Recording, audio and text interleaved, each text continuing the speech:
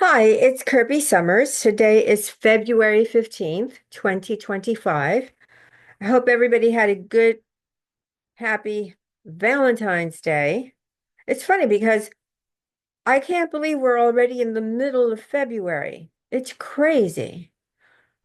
I have a list of people that I need to thank and that I want to thank for supporting my work and contributing a super thank here on my platform where I get to keep, I think about like 40 or 50%, and others who went to my website where I get to keep about 90% because this platform, by the way, takes 40 and then the institution in between takes 10. However, I don't have the list in front of me. Therefore, I'm just going to save that for the next podcast. Today, I'm going to talk about Clive Davis and the many unalivements connected to him, as well as all of the scandals, or at least not all, but some of the scandals. Because frankly, if I were to do a podcast on every scandal and every unalivement connected to Clive Davis, we would be here for a very long time. And I wanted to bring this to you because apparently the podcast that I did with Sean, the first one where I delve into who created Clive Davis and I expose the person who made him, who was, of course, the founder of CBS. And I have spoken about that person here, William Paley, on my channel as well. Um, I, it's gone viral. It's on its way to 60,000 views in what, 2 weeks or so?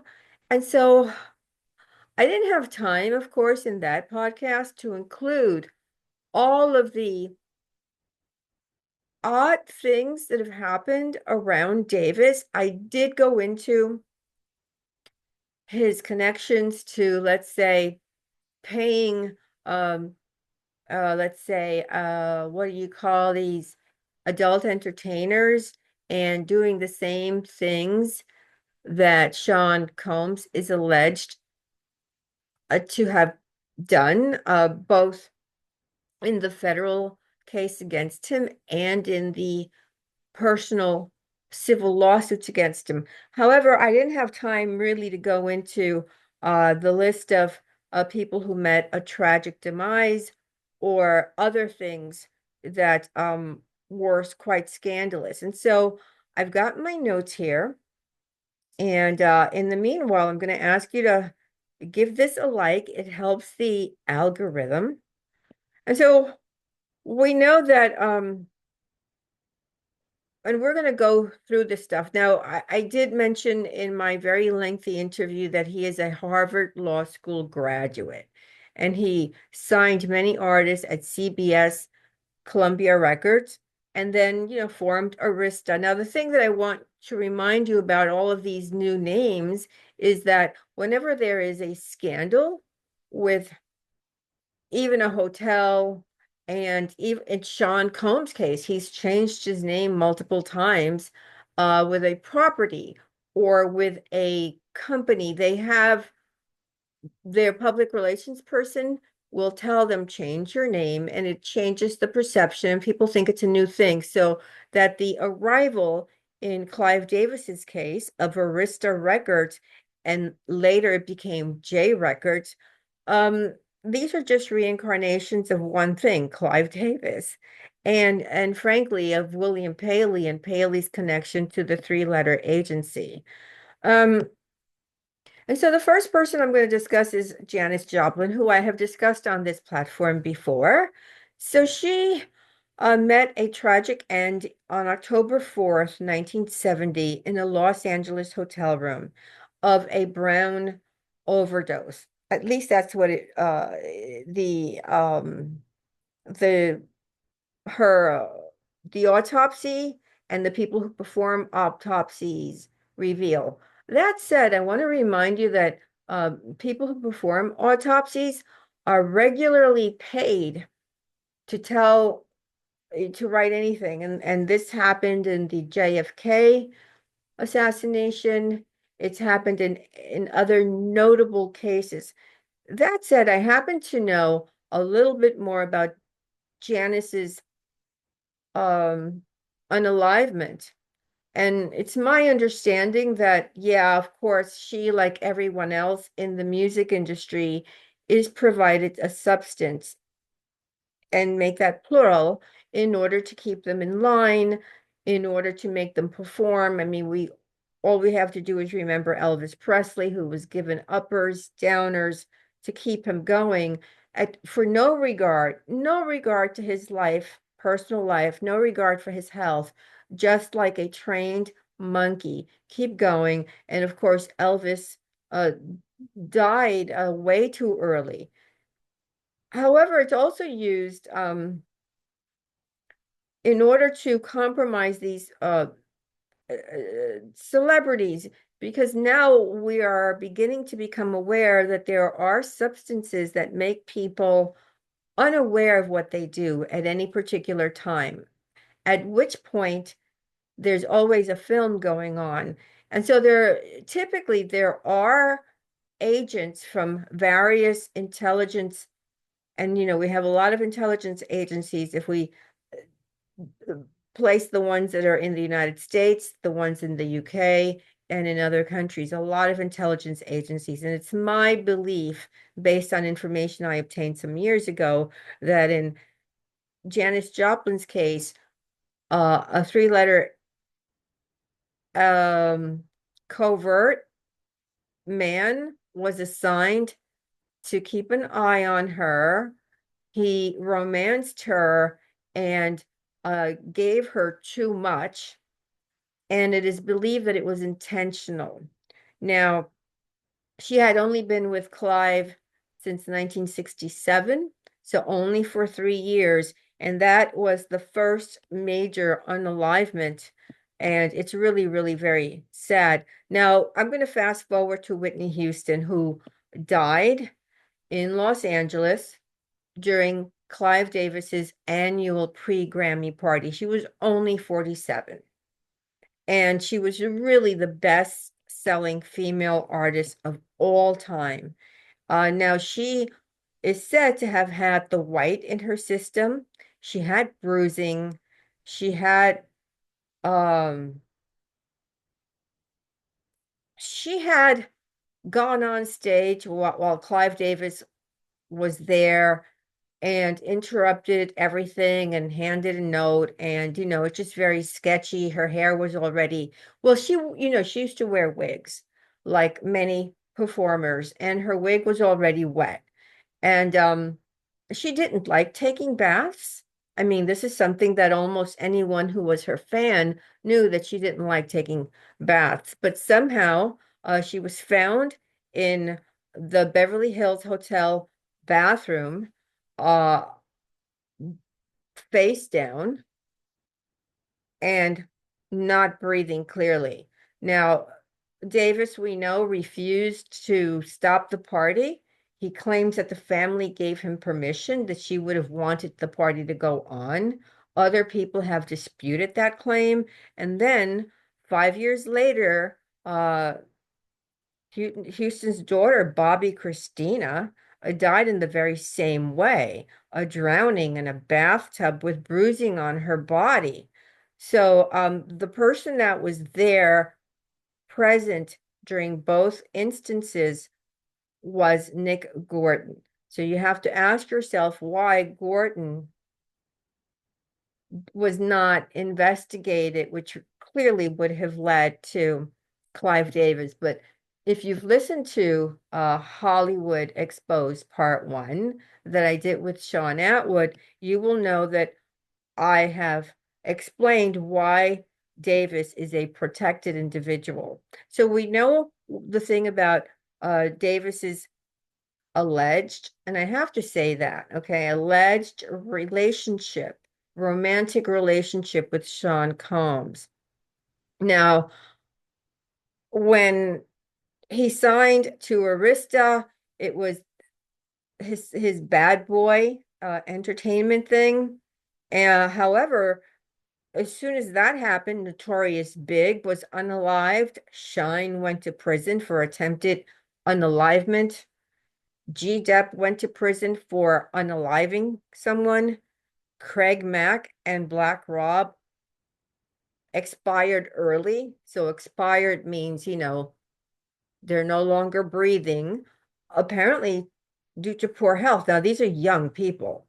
And then there was Black Rob's sexual health, and there are so many allegations at the time. And then we have little 11-year-old Jerome, who at the time was known in the industry as Lil Jerome, became, quote, mentally ill with schizophrenia, they said he had, because of the unusual and horrific things that he was exposed to in the industry. That said, we see this being played out in real life, day to day, with Justin Bieber and how he appears and what's going on with Bieber, because Bieber went through the same thing that Jerome went through.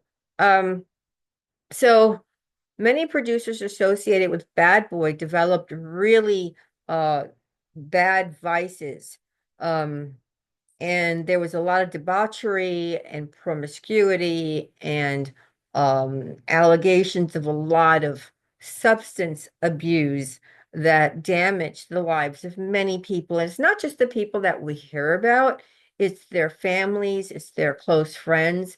They're unable to form relationships, and or they end up in jail, or they end up, not breathing somewhere. And then, of course, we know that Diddy has been formally accused of doing other things. It includes, of course, Usher, and I've not only written more about Usher, who is a bloodline descendant of a very important person connected to Wexner and Jeff, and I have that on my Substack. Um, who was only what, 14, 15 years old when he was handed over to Diddy, who was in his late 20s. Um, However, this is just a pattern that has happened and continues to happen. It did not begin with Clive Davis. I mean, I'm just sharing information about Clive Davis because not a lot of people know things about this man who is now 93 years old. He's gotten away literally with unaliving many people. He doesn't live far away from me either. He lives at a very uh probably the hottest property in New York City on at 15 Central Park West, which Denzel Washington had an apartment there. He probably still has an apartment there. A-Rod had an apartment there. He probably still does. And whenever you know, his girlfriend would leave, he would call in other girls and or call in hired help, meaning uh ladies of the night, and the staff literally hated him. This apartment building, by the way, is an apartment building where Wexner also owns an apartment. It is the most it's a very high-end hotel. It has a big history, and I will go into the history of that particular building on a separate podcast. And then I have to remind you of Milli Vanilli. So Milli Vanilli, we know they accepted their 1990 Best New Artist Grammy, but they returned it when it was said that they were lip syncing. Now, here's the thing. We have now discovered that J-Lo has lip synced. A lot of other artists have lip synced. It's not like Milli Vanilli was doing this without the approval and, in fact, the express instructions by Davis. However, they were the fall guys. And so Milli Vanilli was a duo from Europe, and it was Fabrice Morvan and Rob Pilatus, and they became really famous in the late 90s. And then they were exposed as being fakes and just being hired because they looked good. Um, and so Clive Davis distributed Milli Vanilli's uh, diamond selling album, Girl, You Know It's True. It was like they sold, I think, 10 million copies. And then when the scandal happened, Clive and Arista was like, oh, well, we don't know you. Just like Clive Davis was caught kind of saying, I don't know who Sean Puffy Diddy Combs is. Well, he did the same thing with Milli Vanilli. And but Fab, in an interview, insisted that Clive knew, and I believe him. And I'm sure you all believe them now. Regrettably, Rob is no longer with us. However, Fab said, and that's Fabrice, that Clive knew and he only cared about the money and that it took off in Europe and that he sought to capitalize on their success by bringing them to the United States, which he did. So, you have to almost no longer believe in the music industry as it has been presented to us to present day. It's changing. People are doing their own thing. However, it's really a shame that the Milli Vanilli thing ended in tragedy. There was a lot of um uh shaming of these men. There was a really big backlash, and then it resulted in Rob becoming um let's say, addicted to substance and then found unalived in his hotel room in Germany. And it's alleged that it was a combination of alcohol and prescription. However, I'm gonna put that under the Clive Davis list of unalivements. Because initially these guys were just very young, they were poor, they wanted to become entertainers, they could sing. And I mean, it's just really very tragic what happened with them. And then we have, well, I mean, I can go into some things about them, but I'm gonna keep going because it probably means that I should just do a deep dive on everyone. But I know I have a couple of more things here. It's, when I look at this stuff, it's just kind of heartbreaking. So, because he just went after everyone. So there was a girl group, TLC, and they grossed about $500 million with a B dollars.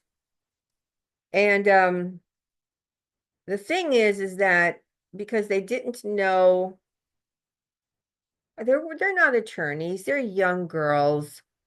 And Davis, who has the most high-powered attorneys, and they have been pulling the wool over the eyes of artists since what he started in the 1960s.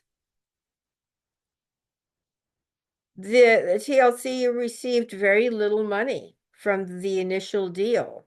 Now, Davis, instead of taking the blame for this, and the blame was entirely his, said that, oh, it was TLC's founder and manager, Pebbles, who was the person who was responsible.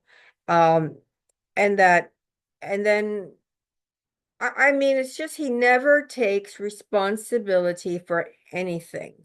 There was a girl, Lisa Left Eye Lopez, who is alleged to have gone crazy in the street after being exposed to Hollywood cultists, and that she literally lost her mind in much the same way as Britney Spears is alleged to have, quote, lost her mind. And then they're all said to be crazy, right? When they're trying to expose things or say something or they behave in an odd way. Then they say, oh, these people, they're schizophrenic. And then it is said that she had two accidents. Each incident claimed the life of a child. And so, I mean, one can get really distraught when you discover that the people that are supposed to be helping you, you think your record producer, somebody like Clive Davis, who for many decades had a lot of clout. That name carried a lot of clout in good ways because not a lot of people knew about the long list of unalivements, the long list of ODs, right? The long list of intentional supplying of substances. And so, these people, they're like, oh, we're going to give you a record and it's Clive Davis. And then things happen like you don't make any money. You have to travel constantly.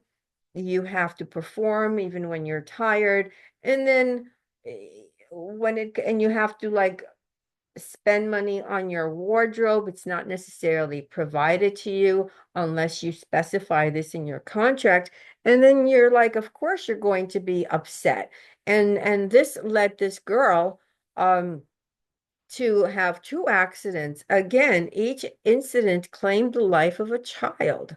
I mean, it's just tragic. Um, I mean, like literally, it's just very tragic. And I have a lot more details here. So I, we have L.A. Reid, who was also responsible with TLC and Pebbles. And Clive apparently knew Lisa was having issues, but he clearly contributed to this. And it just like,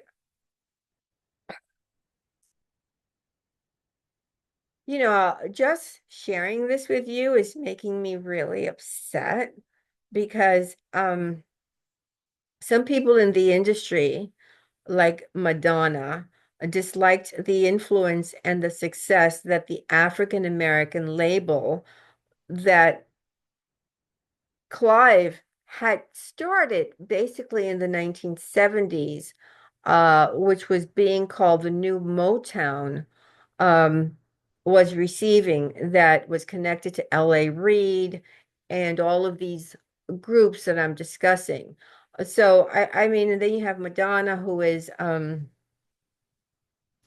someone who demands a lot of attention. I've spoken about the fact that I sort of have had my run-ins with Madonna. Um, However, she had a, a record label, Maverick Records, that was launched in 1992, and it was struggling. Now, she's part of this whole loop, right? I mean, they're all sort of provided their own record label to give them a sense of being in control, but that would be far from it, right? Um,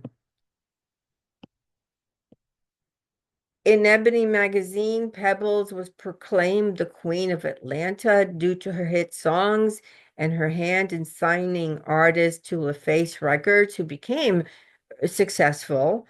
And then, but they, I mean,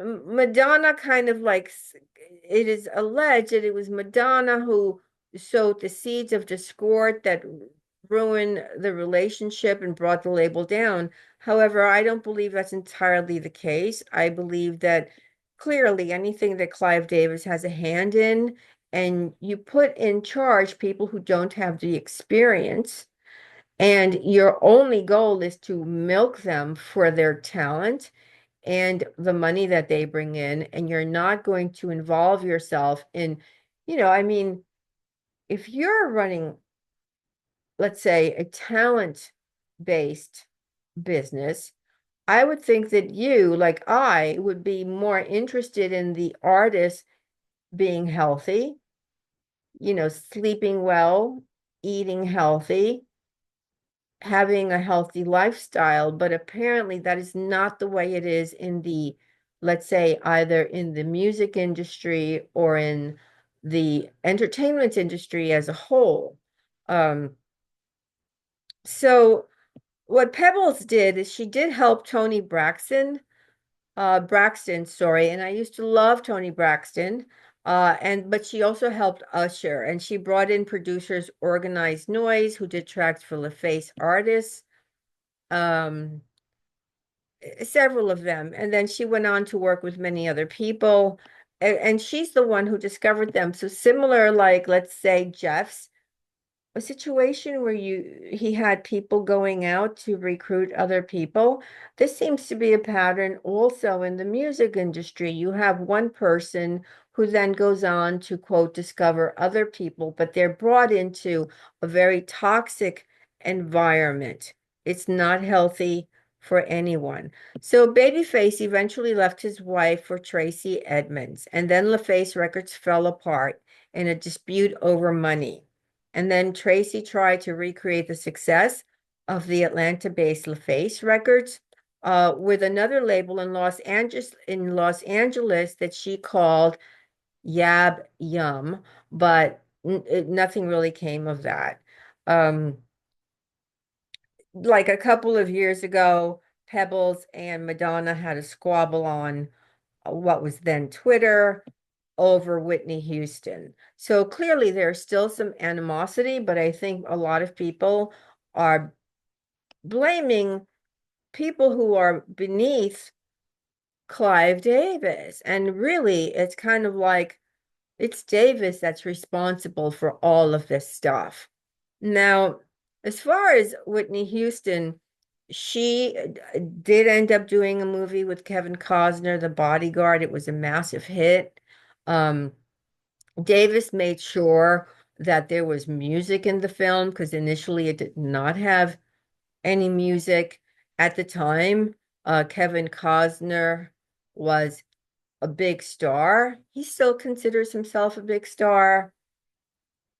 But he's no longer, I don't think that Kevin Costner right now would be, let's say, you know, would draw like a lot of audience to any movie that he might be attached with. But ever at the time, when he did The Bodyguard, it was considered a big thing. Now it grossed several $100 million.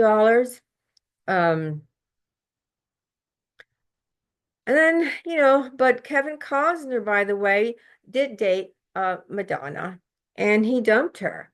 And he did kind of fall for Whitney Houston. So, during that movie, if you watch it, and I've watched it, I believe, twice, but like within like 5 years, I didn't watch it twice back to back. But there's definite chemistry between Kevin Costner, who attended Whitney Houston's funeral and who gave a eulogy. And he developed a lot of feelings for her.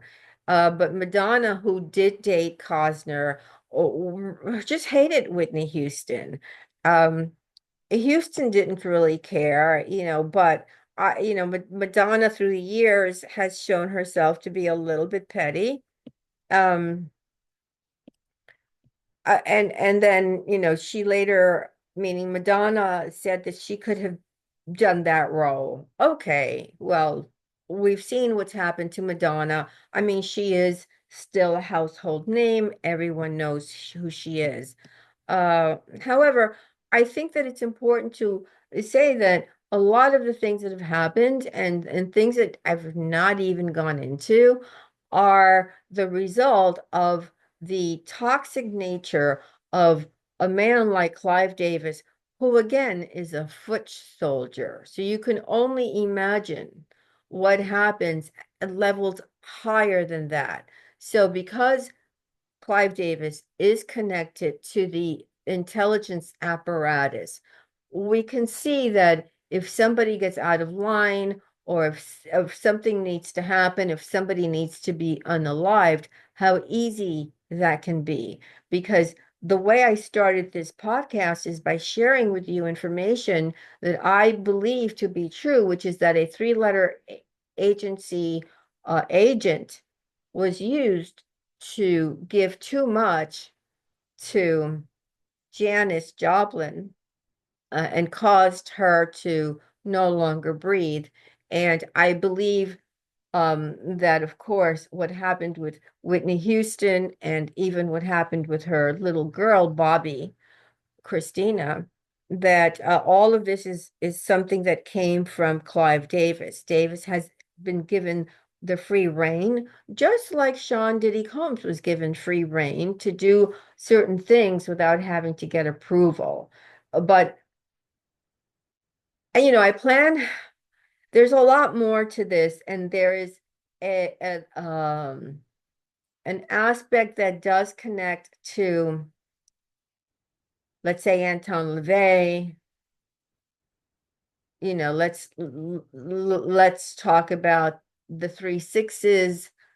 Let's talk about, there is an aspect to everything that I've just said that is connected to the worship of the unholy. I'm gonna spell it Satanic. However, it's something that no one else has discussed. I do plan to do a podcast. I may do a private podcast, probably just on my Patreon, because the information I have to share regarding that, as it pertains to everything we have been sort of listening and hearing about and connecting, and all of these dots that initially seemed not to be related, and they're all interconnected, and how that plays a role, the unholy thing plays a role in this stuff. I don't think anyone has properly explained why the unholy stuff, like let's say Marina Abramovich, how that plays a role into this thing that we continue to study through people like Clive Davis and Sean Combs, and what's going on uh, in the scandals as they are exposed in present day. With that, I'm going to hope that you guys have a good weekend. All right, guys, thanks for taking a listen. Bye.